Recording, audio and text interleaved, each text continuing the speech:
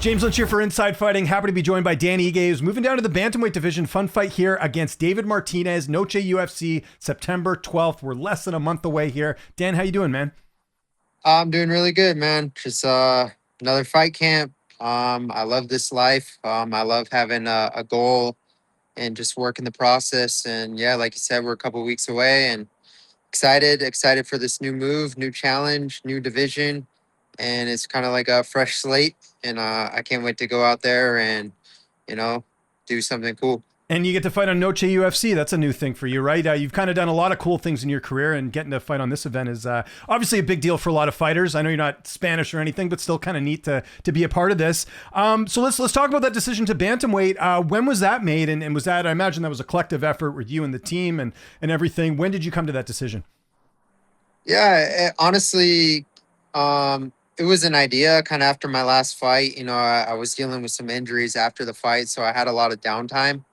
And I honestly, I didn't put on a lot of weight, and I feel like I maintained my fight week weight that I walk into fight week at featherweight. Like for like a month and a half, I was like, dang, I'm pretty light. And I talked with my dietitian, talked with the team at the USCPI. I was like, is it even a possibility?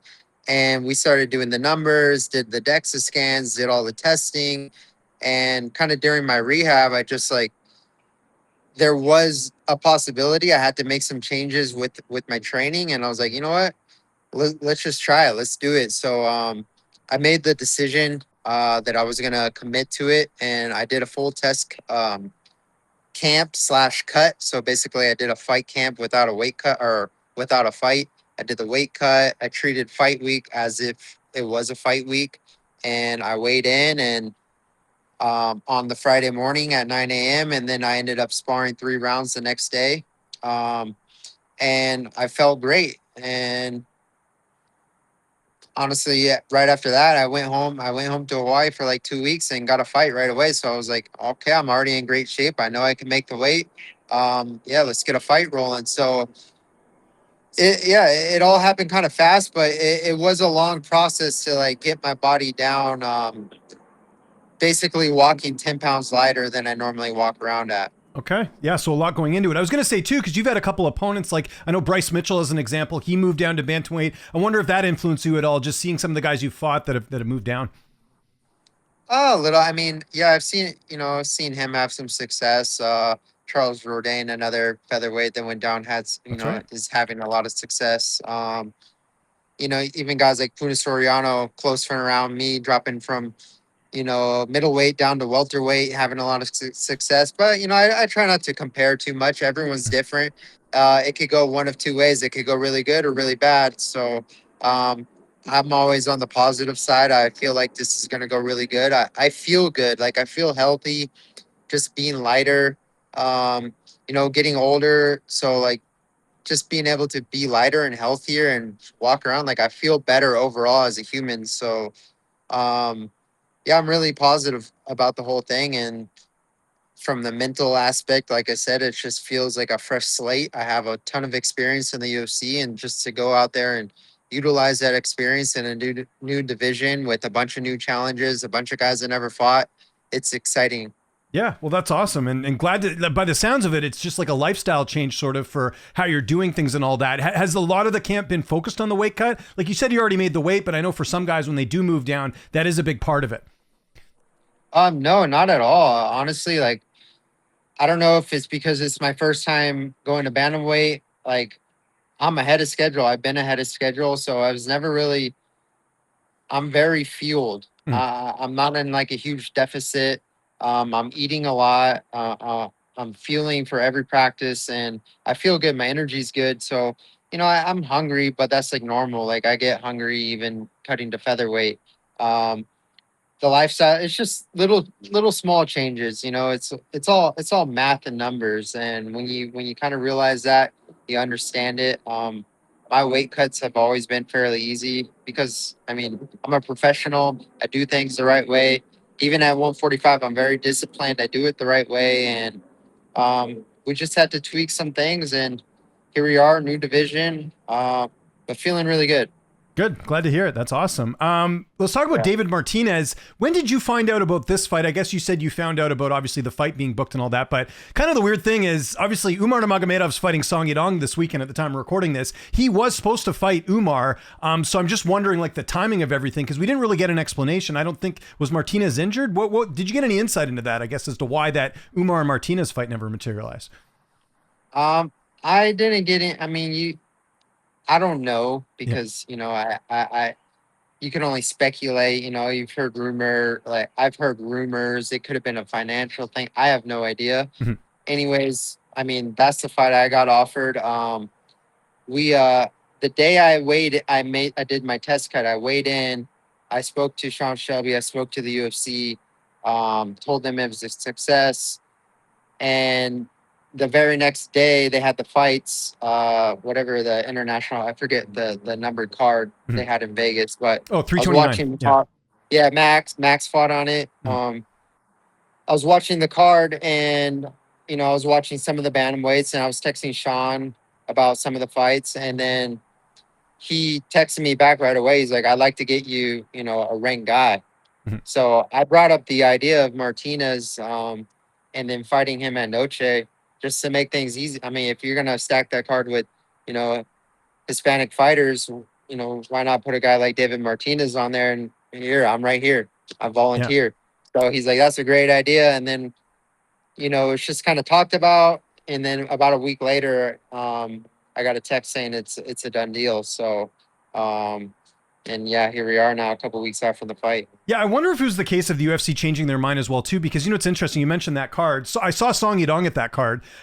We had done an interview maybe a week or two before, and he kind of let it slip that he was fighting Umar. So I think even a couple weeks before then, he knew that Martinez fight was off. So I don't know if the UFC was just like, hey, maybe it makes more because Song had to fight someone in China, obviously, right? And they wanted to make him Yeah. headline the card. So I just wonder if maybe they kind of changed their mind and they're like, maybe Umar and Song makes more sense, and we'll give Martinez someone else. So I don't know. Either way, we're just Yeah. speculating here, people. Nothing confirmed, but I thought that was Exactly. interesting here. So let's talk about him though. 14-1 record. Like Martinez has really done well since coming into the UFC. Got that big win over Rob Font. How are you looking at Yeah. this fight stylistically?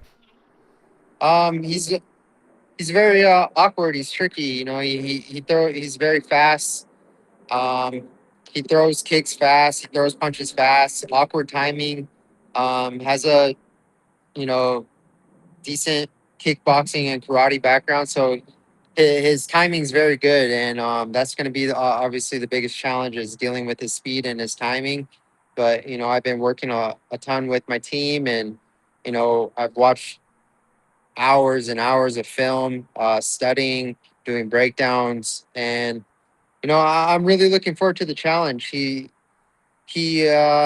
don't want to say he hasn't been tested because he's fought some really good guys like Rob Font and Cheeto Vera, and um, probably had some tough fights outside of the UFC as well. But I'll just say he's very skilled. I'm gonna just come at him with my best. I don't treat him any differently than I would anyone else, and I'm more so just focused on myself and proving to myself what I'm capable of, and just that's all I can control. I just pray he makes it to the fight healthy, and we all make it to the fight healthy, and we get to go out there and put on a great show for the fans, for the Noche fans, for the Hispanic fans. It's going to be awesome. Yeah, well said. Now for camp, I was kind of keeping tabs on your Instagram. It looked like you did do a bit of cross training. I can't remember if it was before or after this fight was announced, but take me through what camps look like heading into this, and who you've had a chance to work with. Yeah, so I went out to Colorado for a couple weeks. I got some work, with Corey Sandhagen. It's right when Justin was about to fight at the White House. So I got to sneak in his last 2 weeks of training, get a little work with him. Then I got a lot of work with Corey, which was awesome just to go with someone who's, top five caliber at Bantamweight, and just to go with a guy like that and feel him and feel that level. And, um, it was a good measure for myself, and just obviously getting out of my comfort zone, being in elevation, working, having just changing things up a little bit. Then I came back, did my whole that the idea of going to bantamweight was there at the time, but when I came back is when I really committed to it. And then yeah, we did the test cut, the weigh in, went to Hawaii, came back, and now camp here in Vegas has been great. I flew out Cody Stamen. Oh, He's been awesome. helping me a lot. Yeah, he's honestly like the perfect look. I wish he still lived here, but Yeah. he came out to help. He's just, very good footwork, fast, perfect height, good everywhere, good kicks, fast hands, really good wrestling defense and offense. So he's been a great look. I have him here for the whole week, so just utilizing him while I have him. Got a lot of work with Cody Garbrandt when he was preparing for his fight. So just like getting used to the speed, right? Going with the fastest guys possible. Cody Stamen has a fight coming up. I saw in Michigan. He's going to be fighting, I think, in November for like a local promotion. So probably good he's getting some work in with you too. Yeah, it's not 100% done deal, but I mean he's preparing as it is. I think he's doing a Muay Thai fight, so Yeah. that's cool for him. And he's he's got a family, he's got his kid now, and he's back out in Michigan, so he's happy. And as long as he loves the sport, just being around the guys and training it anywhere in any place he can. He's always in the room. Always, he's just a martial artist at heart, but he is a country boy, so he loves being back home. And but man, it's just been really good having him. It's definitely like a fresh wind. Just to see his face again and like be around him. Good Yep. energy. Oh, he's a good dude. Well, the promoter hit me up this morning to interview him, so I think he's fighting, or at least that maybe they got to iron out some things there. So I don't think we're saying anything out of term. Your corner, well, I imagine that's going to be the same. Eric Nixick. Who else is going to be in the cage with you? Yeah, Eric Nixick, Jimmy Gifford, my boxing coach, and then I'm bringing out Puni Pagoa. He's a flyweight, but he's just a body to have out there. Someone I can move around with, spar with, good hands, good kicks. So just someone who could throw punches at me fight week and just to be able to see things and drill with. So I'll have him in my corner as well. Love it. And how's this one playing out on September 12th? How do you see it unfolding? And I always go in there with the mindset to fight a hard 3 rounds. My gas tank is incredible right now. My conditioning is top notch. So just to go out there and utilize it and put on a pace. And uh, David Martinez has a really good gas tank too, and obviously he trains at elevation. And but if I could get him in uncomfortable situations and you know I still have all my power, so I want these guys to feel my power, and I haven't lost an ounce of it. So I'm gonna just go out there and fight my butt off for 3 rounds, and if I end them early, great. But that's never the mindset going in. I always got to prepare to go out there for a war for 15 minutes. Now, with this being in a new weight class, did you get a new contract, or are you on the same contract as before? No, I'm still on the same contract. Hopefully, go out there, get a nice finish, and then get a new contract after that. But I feel like this move is a business move as well. Just new opportunities. It's going to buy me 9 lives. I'll take that opportunity all day. So I've had a lot of chances at featherweight. I fought almost everyone, and I'm not saying I've ran out of fights, but it just gets a little tougher on the matchmaking end. So bantamweight, no problems. We got a Yeah. bunch of fights. Well, and I mean, you got to be feeling good in the Paramount era. They are prioritizing excitement. We've seen it with, Curtis Blades. I just talked to him last week. He just got a new 8-fight deal, and a lot of it's because of that fight with Hokit. Like, I think a lot of fighters are seeing the value with Paramount now that they really want to have entertaining fights, and it's not necessarily about merit. It's about being entertaining. And I don't think you've ever been in a boring fight. Yeah, I agree. Yeah, thank you. That's it, man. That's all I can do is go out there, control, put on a good fight, win or lose. As long as I go out there and you know I gotta fight smart too, but even me fighting smart is still entertaining. So Okay. You changed your nickname. It's 100 grand Ige now, I saw. yeah, I mean, shoot, I'm not tied to it. Like it was 100 grand Dan, Yeah. but but my last fight, Bruce Buffer said 100K Ige, and it kind of threw me off because it was supposed to be 100 grand Dan Yeah. Ige. Um, and now I just don't know. Okay. Well, whatever. we'll Yeah. let nature take its course. You know, I always say this with nicknames. It has to happen organically. Like the people who like pick their own nickname or like it's kind of forced. It never really pans out, right? So we'll see Yeah. how Buffer announces it. Or it might even be Joe Martinez with it being Noche. I'm not sure how they're going to do that, right? Yeah, So. no, he's doing the boxing, the Ryan Oh, Garcia that's and right. Yeah, Conor McGregor. exactly. Okay, well, So there you go. That makes sense. yeah. Okay, before we go, because I don't want them to kick you out of the cafeteria wherever you are right now. Fatherhood, how's that going? I know family's always getting bigger. How's fatherhood these days?